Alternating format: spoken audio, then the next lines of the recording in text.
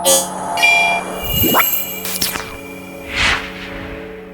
selamat siang dari Jogja, Sandi dari Juara Media. Ini adalah sebuah casing dari brand APNX, brand yang relatif baru. Saya tahunya tahun lalu lah, 2023 di Computex, ini sudah dipamerkan, APNX. Dan personally saya suka banget sama brand ini, karena menurut saya idealismenya tinggi banget. Kalau kalian lihat websitenya di apnx.com, produknya nggak banyak. Kategorinya cuma 3, casing, fan, sama HSF. Dan setiap kategori juga nggak banyak produknya. Casing cuma satu tipe, fan cuma 2 tipe, dan HSF cuma 1 tipe. Total cuma ada 4 SKU produk di website yang keren banget ini. Dan hebatnya, 3 dari 4 produk itu mendapatkan award dari If Design Award. Jadi menurut saya mereka punya idealisme yang tinggi banget untuk performan dan desainnya. Dan terus terang saya suka banget sama konsep-konsep produk seperti ini. Kita akan bahas APNX C1.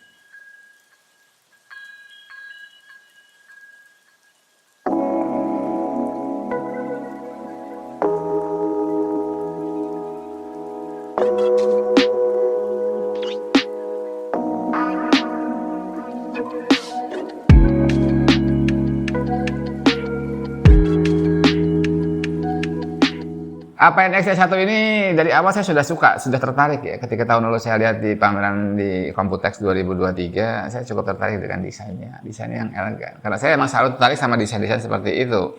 Tapi setelah saya dikirimi sampelnya ke studio kita, saya benar-benar suka ya. Mereka ini benar-benar idealis, desainnya benar-benar luar biasa, dan mereka memperhatikan every single thing dari casing ini.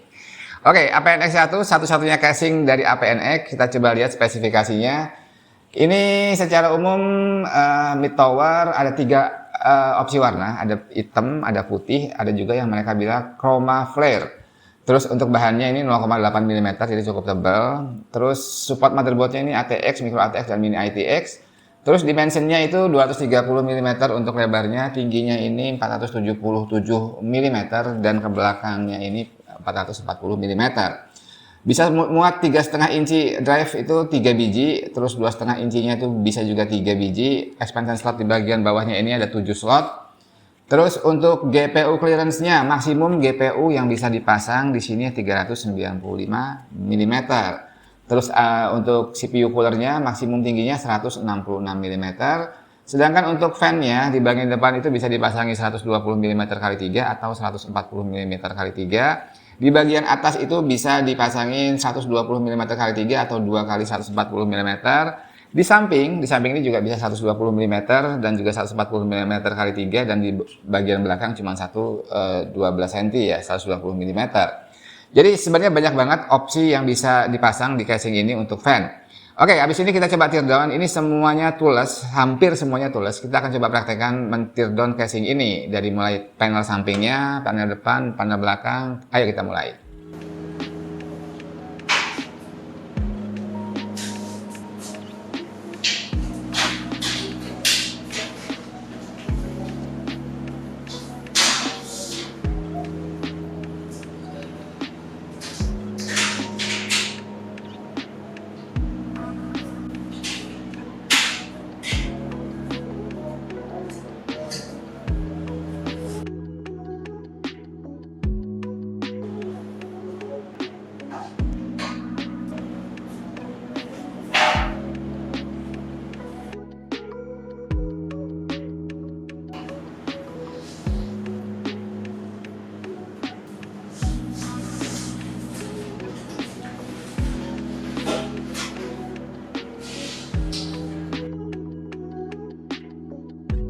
Ya, sudah kita lihat tadi proses teardown-nya. Jadi hampir semua panelnya itu bisa dicopot tanpa skrup sama sekali. Benar-benar tidak membutuhkan tools. Kita bisa mencopot, men-teardown panel bagian samping kanan, samping kiri, samping atas, dan juga bagian depan.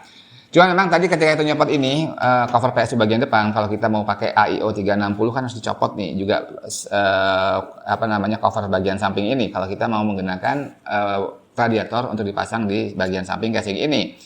Dan tidak lupa juga tadi saya belum bilang ada VGA card holder internalnya dari casing ini. Dan yang menurut saya cukup esensial di casing ini untuk menambah performance airflow di casing ini, mereka sudah membawakan 4 buah fan FP1 mereka. 14 cm di depan itu 3 biji dan yang di belakang 12 cm 1 biji. Dan ini memiliki airflow yang tinggi banget. CFM-nya 86 CFM something dan ini tinggi banget untuk ukuran fan 14 cm maupun fan 12 cm. Jadi dengan bantuan 4 buah fan ini ikut membantu menjamin idealnya airflow dalam casing ini. Selain hampir ke semua sisinya Mas kecuali yang sebelah kanan dari tempered glass. Oke, gak usah lama-lama, kita akan coba rakit PC ini, casing ini menjadi sebuah PC. Saya sudah siapkan beberapa komponennya untuk bisa mengikuti desain elegan dari casing APNX ini. Jangan kemana-mana.